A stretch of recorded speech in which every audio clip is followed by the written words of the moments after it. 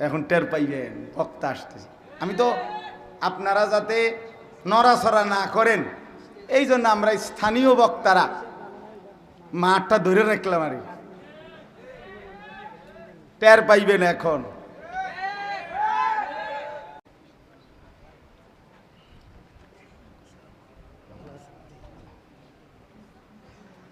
মাশাআল্লাহ, নাম বলার কোনো দরকার আসেনি? হাসিটাই তো বলে দিছে কে না? মাশাআল্লাহ, আল্লাহ তাআলা ভরপুর বরকত দান করে। তো আমি বলতেছিলাম, আমার কথা এটাই, কোরআনুল কারীমে আল্লাহ তাআলা বললেন, আল আখিল্লাউ ইয়াউমাইদিন বা'দুহুম লিবা'দিন আদুভ ইল্লাল মুত্তাকিন। এই কথাটাই আমি শেষ করতে চাচ্ছি। হযরতে আলী রাদিয়াল্লাহু তাআলা আনহু বলেন, এই দুইজন নেককার লোক বন্ধুত্ব, তো একজন মৃত্যুবরণ করার পরে আল্লাহ তাআলা যখন বলবে ফেরেশতাদেরকে তার জন্য জান্নাতের দরজা খুলে দাও, তখন এই লোকটা জান্নাত দেখে নিজের জান্নাতের অবস্থান বুঝে সাথে সাথে তার দুনিয়ার সেই বন্ধুর কথা মনে পড়বে এবং বলবে সাথে সাথে আল্লাহর কাছে দোয়া করে, আল্লাহ, আমার অমুক নামে একটা বন্ধু ছিল, এই বন্ধুটা আমাকে দিবানিশি রাত দিন নেক কাজে, আখিরাতের কাজে, ঈমান আমলের কাজে উৎসাহিত করত, অনুপ্রেরণা দিত। বিনিময়ে আজকে আমি নেক আমল করে কবরে আসছি আর আমার জান্নাতের ঠিকানাটা আমি দেখতে পাইলাম। আপনার কাছে ফরিয়াদ, আপনি আমাকে আমার সেই বন্ধুটাকে মৃত্যু পর্যন্ত হেদায়েতের উপরে রাখেন এবং আমার মতো কবরেও এমন জান্নাতের দৃশ্য তাকে দেখাইয়েন।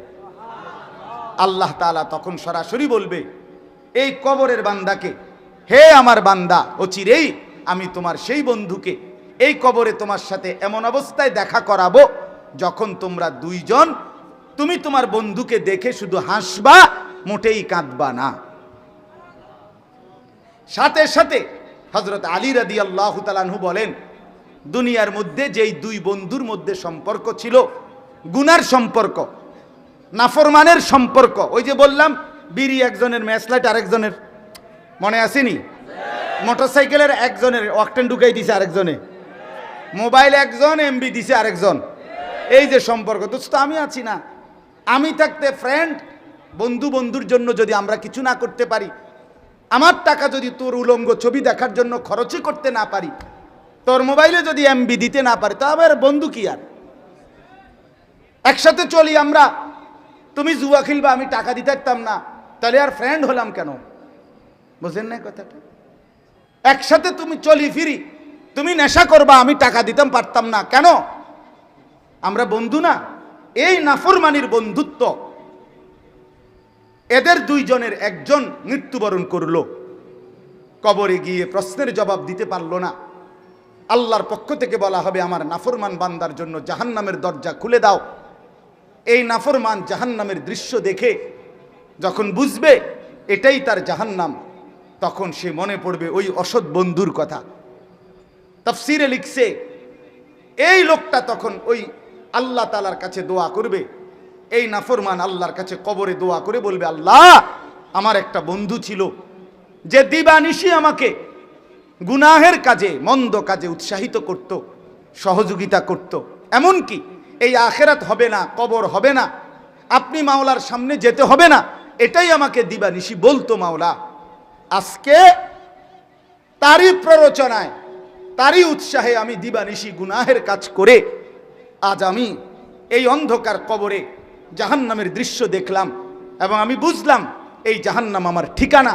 অতএব মাওলা, আপনার কাছে ফরিয়াদ, আপনার কাছে আরজি, আমার সেই অসৎ বন্ধুকে আপনি মৃত্যু পর্যন্ত হেদায়েত দিয়েন না, তারেও আপনি নাফরমানি অবস্থায় মৃত্যু দিয়েন এবং এই কবরে এনে আপনি তাকে আমার মতো পরিণতি করাইয়া এই জাহান্নাম দেখাইয়েন। তখন আল্লাহ তাআলা বলবে, হে বান্দা, অচিরেই তোমার সেই নাফরমান বন্ধুকে আমি তোমার সাথে একই পরিণতিতে, এই অবস্থাতেই তোমার সাথে সাক্ষাৎ করাবো। নাউযুবিল্লাহ। কথা আমার শেষ বাপ, অতএব আজকের এই যুব সমাজ, নওজোয়ান সাথীরা, দোস্ত আমার, বন্ধু আমার, প্রিয় ভাই আমার এটা ফরিয়াদ, আমার এটা আহ্বান, তুমি নিজেও নষ্ট হইও না, তুমি কাউরে নষ্ট করো না, তুমি কাউরে চরিত্রহীন বানাইও না, তুমি কাউকে মদ জুয়া জিনা ব্যভিচারের আড্ডায় নিও না, তুমি কারো জিন্দিগি বরবাদ করো না, আখেরাত নষ্ট করো না, বরং সবাই মিলে একে অপরকে নেক কাজের প্রতি উৎসাহিত করি। আজকের যুবকরা আলহামদুলিল্লাহ অনেক মেহনত করে, আমি সব জানি, শুনছি, এবং আমি এই গ্রাম সম্পর্কে, এই গ্রামের সার্বিক হালাত সম্পর্কে বিস্তারিত জানি, ইতিপূর্বেও বারবার আসছি। অতএব যেই যুবকরা আজকে নওজোয়ানরা এত সুন্দর, বাংলাদেশের শ্রেষ্ঠ, আমি আগেই বলছি, আমাদের মোহতারাম হযরত মাওলানা মুফতি আরিফ বিন হাবিব, তিনি আসবার আগেই আমি যা বলার আপনাদের কাছে বলেছি, উপযুক্ত এই তিনজন প্রখ্যাত বুজুর্গ বর্তমান সময়ের সকলের শ্রদ্ধেয় প্রিয় আস্থাভাজন আলেমে দ্বীন, ওনাদেরকে এনে আনবার চেষ্টা করছে নওজোয়ান ছেলেরা। আল্লাহ তাআলা তাদের এই মেহনত, তাদের এই চেষ্টাকে সর্বোত্তম বিনিময় দান করেন।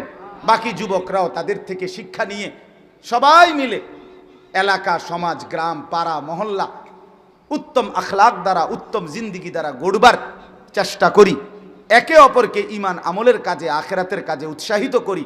আল্লাহ তাআলা আমাদেরকে তৌফিক দান করেন, কবুল করেন। সকলেই বলেন আমিন। সুবহানাল্লাহি ওয়া বিহামদিহি, সুবহানাকাল্লাহুম্মা বিহামদিকা, আশহাদু আল্লা ইলাহা ইল্লা আনতা, আস্তাগফিরুকা ওয়া আতুবু ইলাইক। আমি আসলে আর জিজ্ঞাসাও করি নাই আরো কে আসবেন, কি আসবেন, পরে এখন এসে শুনলাম। মাশাআল্লাহ, আমাদের বাংলাদেশের রত্ন, গর্ভ যারা, বাংলাদেশে যারা বর্তমান সময়ে লক্ষ কোটি মুসলমানের কাছে প্রিয়, সাহসের নাম, শ্রদ্ধার নাম, এগিয়ে যাওয়ার প্রেরণা যারা, যাদের বয়ান শুনে আজকে মুসলমানের নতুন প্রজন্ম এগুচ্ছে ইসলামের দিকে, আলহামদুলিল্লাহ এমন তিনজন, আল্লামা মুফতি আরিফ বিন হাবিব, হযরত মাওলানা মুফতি আলী হাসান উসামা, এবং পরম শ্রদ্ধেয় যাকে ওলামায়ে কেরাম সুলতানুল ওয়াইজিন বলে, ওয়াইজদের বাদশাহ বলে, বাদশাহ আল্লামা খালিদ সাইফুল্লাহ আইয়ুবী দামাত বারাকাতুহুমুল আলিয়া। এই তিনজন বক্তাই আলহামদুলিল্লাহ আজকে আল্লাহ চাহে তো আসবে।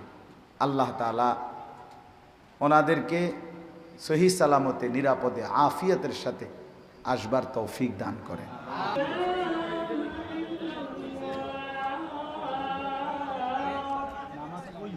यार कह रहे बस रवीन बेटी बोलছি নি রবিন বেটি বসিরা গুন্ডা ফিরে তো বসিরা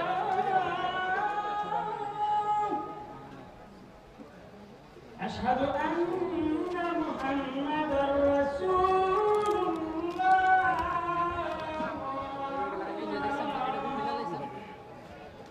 হাইয়া আলাস সালাহ।